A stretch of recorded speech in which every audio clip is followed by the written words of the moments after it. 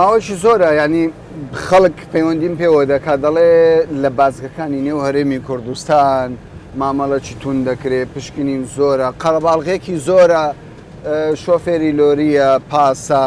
زۆر جار دەگوترێت پێویست دەکات لە نێوان شارەکان بازگەکان بە قوت ئێستا ئێمە یەکێک لە بازگەکانی وەک دەبین قەرەباڵغێکی زۆرە نازانم بۆچی ئەو قەرەباڵغیە تێناگەم ئەو قەڵەباڵغی لەسەر چه ئەساسیەکە.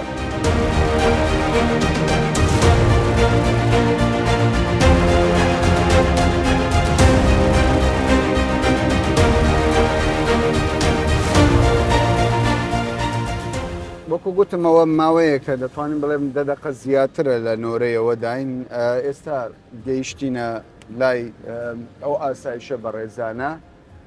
بابزانین مامەڵەیان چۆنە لەگەڵ خەڵک بۆچی هەموو پشکنی نەدەکرێت دەنیانی بۆ خەڵک هەموو وەکو یەکە یان جیاوازی دەکرێت ئەوەندەی من دەبینم ئێستا هەر هەموو پشکنینی بۆ دەکرێت.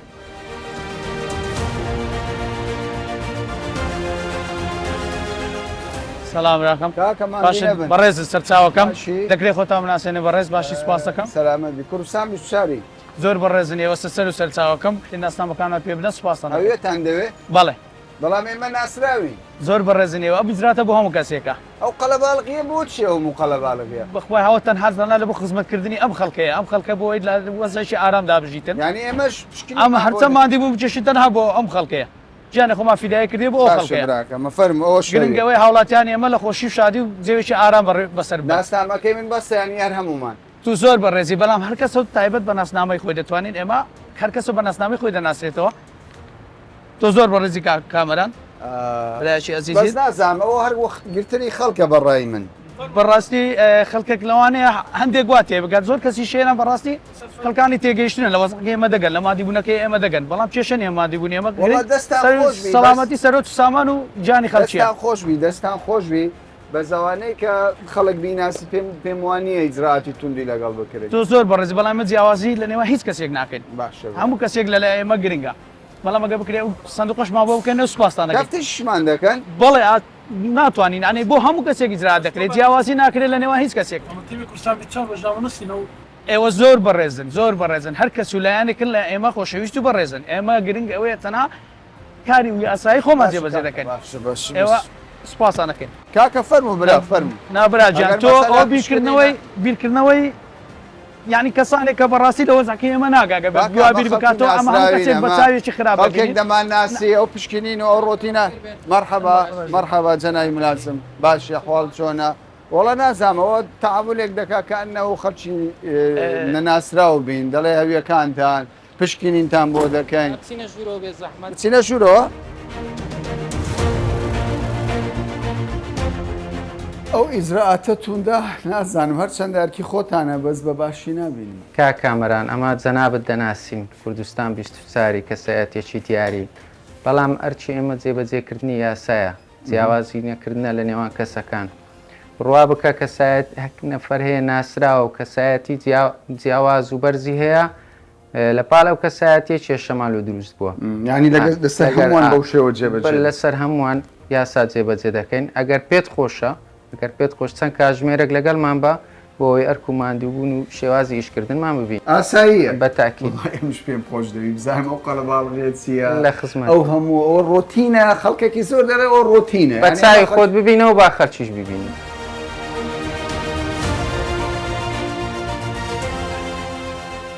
ئەرە ئیجراعاتی سەیتەرە چۆن دەبینن باشە وها هەبی خراپە حەز دەکەن پشکنی نەبی نەبی یعنی حەز دەکەی هیچ بەبێ پشکنی هەویە خاتونە بەرە زەمان دەبێ زەحمەت سندوقەمان بۆ بکەڕم ئەو دەرگا بکە و کاشی من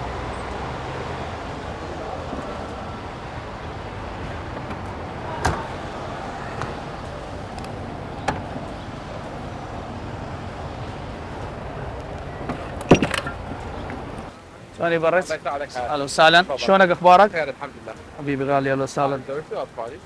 اخ عزيزي اهلا وسهلا انتم غالي علينا اللي بيك تفتح الصندوق الصندوق بلا زحمه ساكنين بالاربيل؟ اي نعم يا هلا وسهلا انتم على راسنا الله يسلمك يا هلا وسهلا في خدمه هلا بيك ئەشیاکە تەفتیشکە باشە جان هەموو فەر کردوم جارە نافەردە دامەنا نە ئاساییە برام لە ئیشاڵا 2 دقه تەواو دەبی باشە جانە لێ بەس تەفتیشەکە بکە ئەرێ ماندوو نەبن خەڵکیان دەرێنە کەلار ئیجراتەکان چۆن دەبینن سەیتەرە بە هێزبی بێهێزبی تونبی تون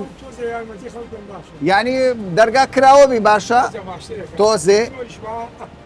ئێستا توندا بەس خوا نەخواستە خەڵکی خراپ بچی مادەی هۆشبەر تاوانبارێک ڕا هۆشبەر زۆرە ڕا چاودێری بێت باشە بەس هۆشبەر زۆر بووە زۆر بووە دەبێت لە سەیتەرە تونبی مادەی هۆشبەر نێتە کوردستان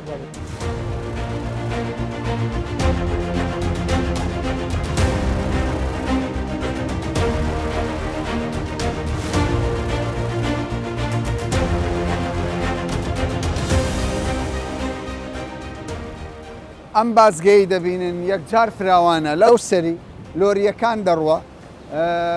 لەولاتر 4 تا 5 ڕێگای هاتوچۆ ئۆتۆمبیلە ئەمەش ڕێگای هاتوچۆ تایبەتە بە خەڵکی هەرێمی کوردستان ینی ڕقەمی هەولێر سلێمانی دوهۆک یە هەرێمی کوردستان بێ لێرە هاتوچۆ دەکە بەرەم هەر قەڵەباڵغە یەکجار هەکا کامەران چت بینی ماندوو نەبن وەڵڵاهی چم بینی کاکەوەی دەبینم هەرچی نەفەرە پشکنینی بۆ دەکرێت دەرێ پەلەمە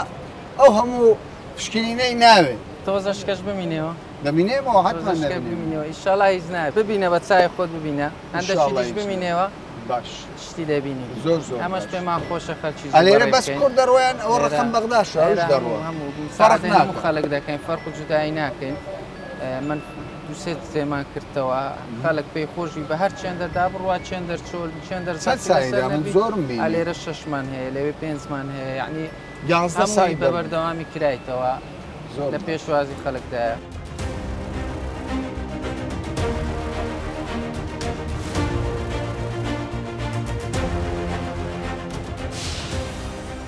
بەخێر بێ بەرەزم هەویەکانمان دەنێ بە زەحمەت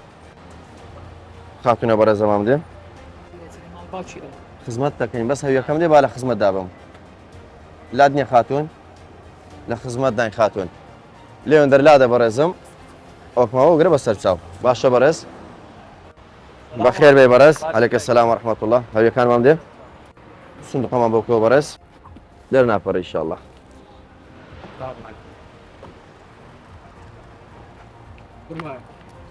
یەک تۆس ئەوم بۆ بەرزکە بێ زەحمەت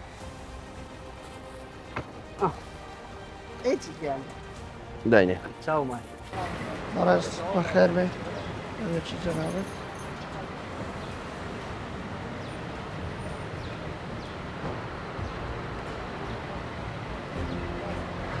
بەس عەفوەن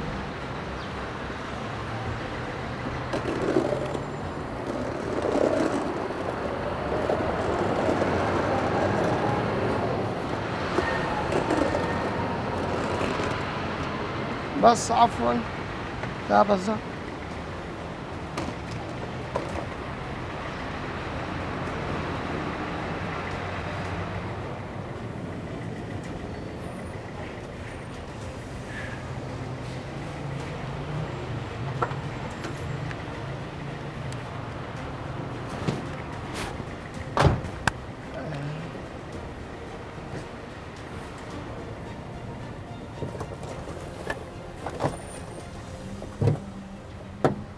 أو شيء ورا الزبون مالانی ما ساكن بەغداد تمام السلامية موجود جيب السلامية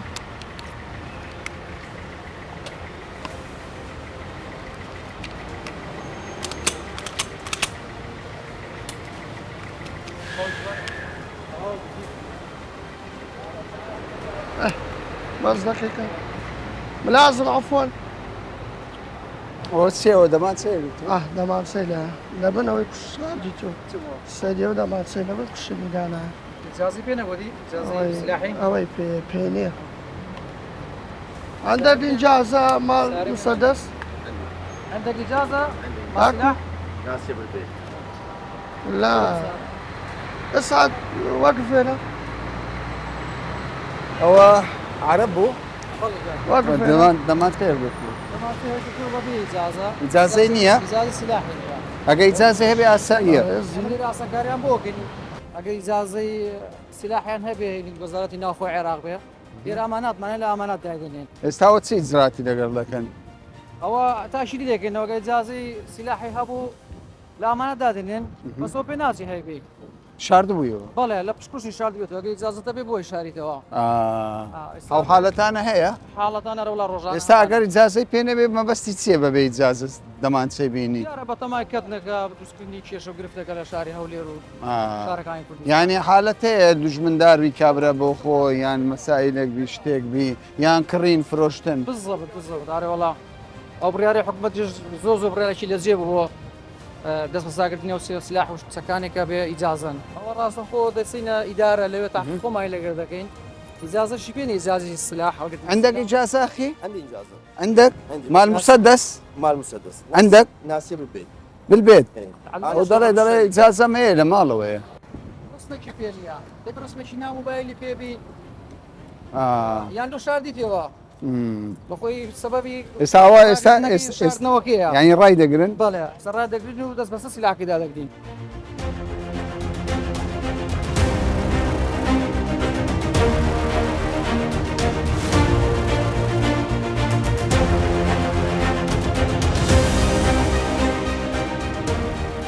مرحبا حبيبي كيفكم؟ شو الصحة؟ يا اهلا وسهلا مرحبا حجي كيفك؟ شلونك؟ يا اهلا وسهلا تروح على الاربيل؟ ان شاء الله. شلون تشوف السيطرات؟ ان شاء الله ان شاء الله لي علاقه بابدي علاقة عند ابن عمي جاهد وياهم هنا وراح. خو ما منزعج من السيطرات تعامل السيطرات. لا لا ان شاء الله ما ايه انا مام حاجی دەڵێ پەیوەندێکی باشی کۆمەڵایەتی هەیە لە هەولێر مامەڵەی بازگەکانیش باشە. جەنابی ملازم پێم برێ جۆرەکانی تاوان چییە لە بازگەکان؟ زۆر جۆری هەیە گەلێک زۆری تاوان هەیە یەک لەوانە هەڵگرتنی سەچی بۆ مۆڵەتە گواستنەوەی مادەی هۆشبەر لە هەمووی گەورەتر و میهمتر مادەی هۆشبەر مادەی هۆشبەر ڕۆژانە حالاتمان هەیە خەڵک دەست شێوەی شاراوە دەیانێ بهێن جۆرەکانیشی جیاواز هەیە بازرگانیکردنە بە مادەی هۆشبەر هەیە خەڵکە بەس بۆ خۆی بەکاری دەهێنێ فێر بووە ئەوەش بەسەوە دەتوانن بیدۆزنەوە بڵێ ئەوە هەندێکیان لە کاتی پشکنن هەندێکیان بە زانیاری پێشوەختە هەندێکیان بە خوێندنەوەی کەسەکان هینەوە خەڵکەکە زائیدەن هەڵاتوو لە دەستیا ساوانەمشمان هەیە ڕۆژانە تاوانبارێک لە بەغدا لە شوێنێک بێتە لێرە دەستگیر دەکرێت و ڕوانی سەروی خۆمان جیهەتی مختص دەکرێت یان خەڵکەکەی بە مەبەستی تاوان دێت شاری هەولێر بە زانیاری پێشوەختە دەتوانین ئەمە لێرەوە دەستگیری بکەن ڕۆژانە ئەو حالەتانەمان هەیە زۆرترین سەرپێچیەکان زۆرترین سەرپێچیەکان چەکی بێمۆڵەتە بەڵێ چەکی بێمۆڵەتە زائیدەن مادەی هۆشبەر ڕۆژانە حالاتی مادەی هۆشبەرمان هەیە بە دوو شێوازی بازرگانیکردن ئەوە زۆرە و بە شاراوی دەهین خەڵکە شێ بۆ فێر بووە دەچێشی ڕۆژانە بەکاری دەهێنی هەردوو لە حتمما هەردوو لا قەدەغەیە چەکی بێ مۆڵەتمانێ بازرگانیکردن بە چەک ژمارەیەکتاریش گومان یەکرامان ڕاگەێتەوە ئەگە بە خۆ بێتەم شاکەی موقعەت بازگەی لێریان باشە گەشت زیاز دەکەن بزانین بابێک و بچین بزانین چییە؟ ئۆتۆمبیلێکی گومان لێکرایان ڕاگرت دەبی بیبینین پێویستی بە پشکنینی ورداوە ئایا شتێکی بار کردیە لەوانەیە هەر دەبین دەرەوە یاسا بەڵێ حتمما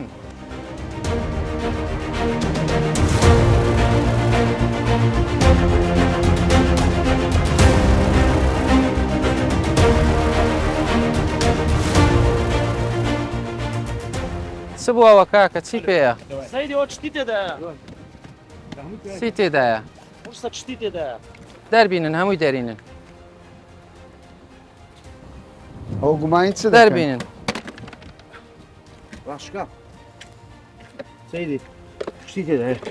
ڕوویکەن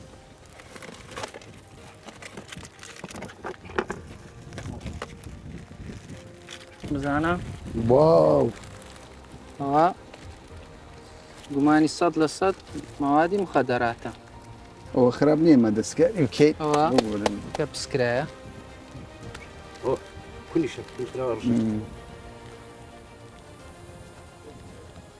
ئەوە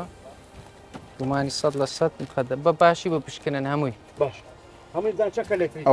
ئەوان هەر هەمووەوە ئەوانە هەموویەوە قورسە گەلێک وڵە تێگەشت ئەوشتیاتی زۆر قورسە کاکە لە کوێ هاتی ناسنامەکەت خەڵ چەند دەری کەرکوو ئەوە چیە ئەو باشە؟ ئەوە چییە بارت کردی ساقم دومیان بار کردی بەریدت پێە دەبێت چەند دەربەری دەکەی هەولێر هەولێر چەند دەر هەولێر لە بازار چەند زۆرشتت بار کردیان تیان بەس زانتایە وەز نەمازەوەش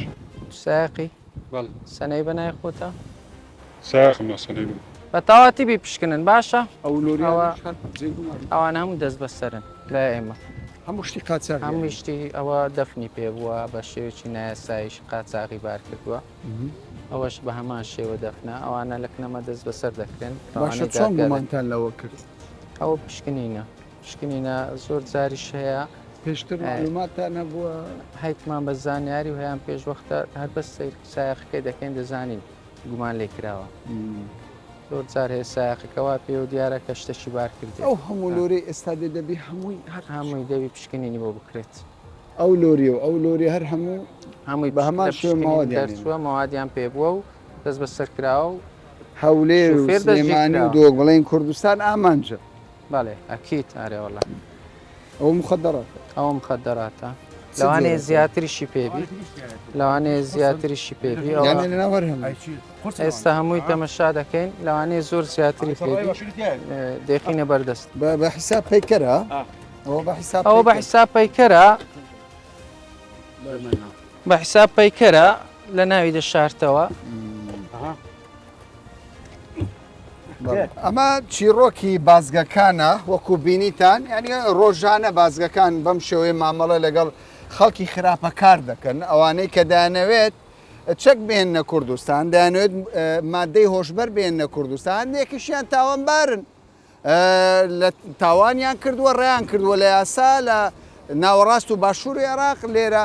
ئیجرعاتیان لەگەڵدا دەکرێت دەچینە بەڕێوەبەراتی ئاسایشی گشتی بە تایبەت مادە هۆشبەرەکان کە ئێستا کوردستان بۆتە ئامانج با بزانین لەوێت چ باس.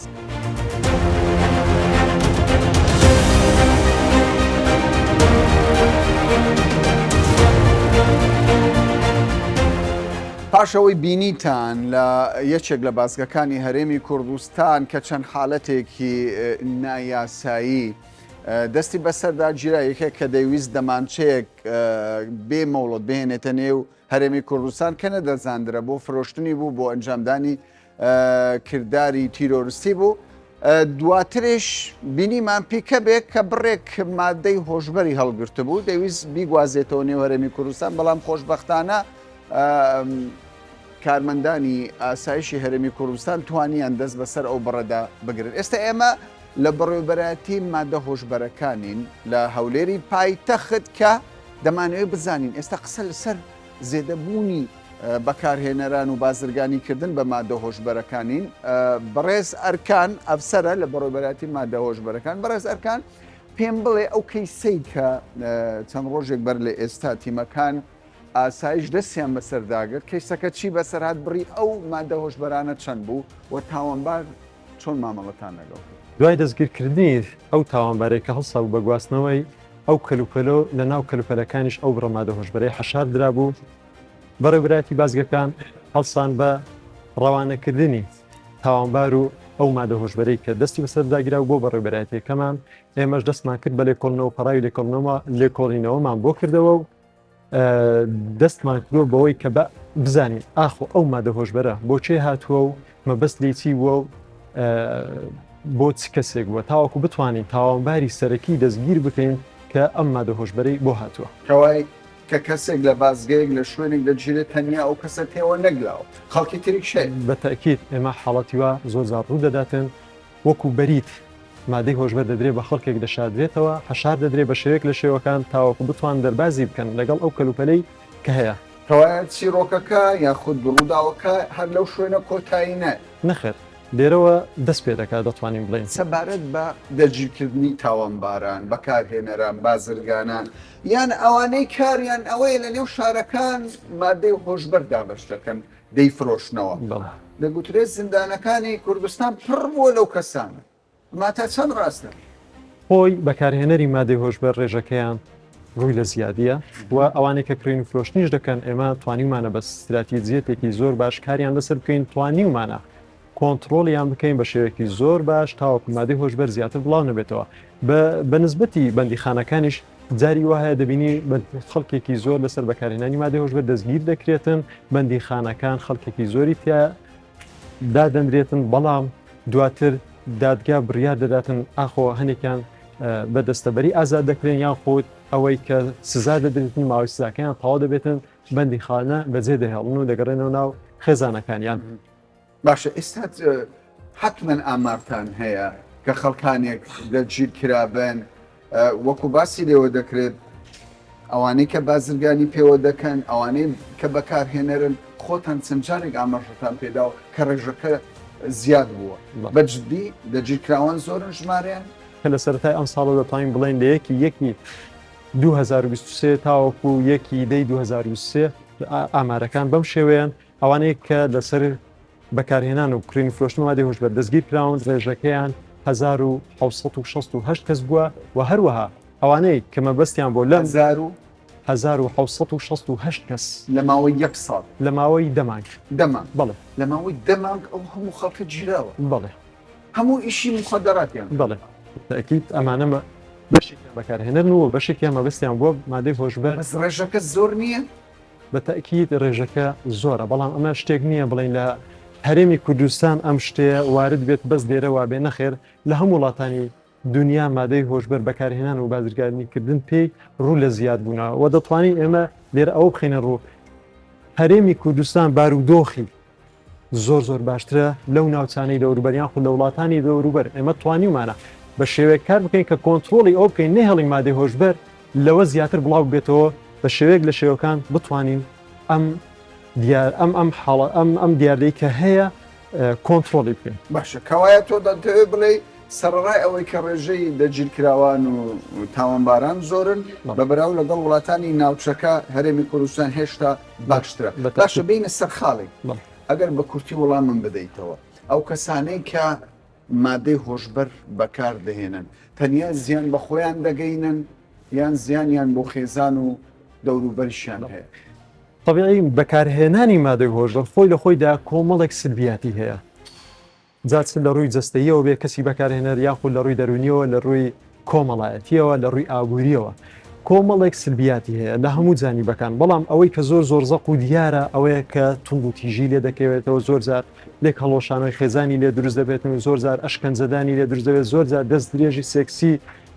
لێ دەکەوێتەوە سەر دەکەشێت بۆ ئەنجامدانی چەندی تاوانی تر وەکو دزی و کوشتن و دەتوانین بڵین مادەی هۆشبەر دایکی تاوانەکانە یعنی ئەو کەیسانەی لە ڕابردوو لە ماوەی ڕابردوو لە کوردستان ڕوویداوە پەیوەندیدار بووە بڵێ ئێمە کەیسمان هەبووە باوکە بۆ مناڵی خۆی کوشتووە لە ژێر کاریگەری مادەی هۆشبەردا بووە ئەگەر بەهات بە ئەو کەسەیە باوک منداڵی خۆی کوشت بڵێ مادەی هۆشبەری بەکار بڵێ بە تاکید مادەی هۆشبەری بەکارهێنەوە خۆی کەسایەتی ئەو کەسە بەو شێوەیە نییە بەڵام مادەی هۆشبەر واد لێ دەکا کەسایەتی خۆت لەدەست بدەیبەوی بە کەسێکی تر.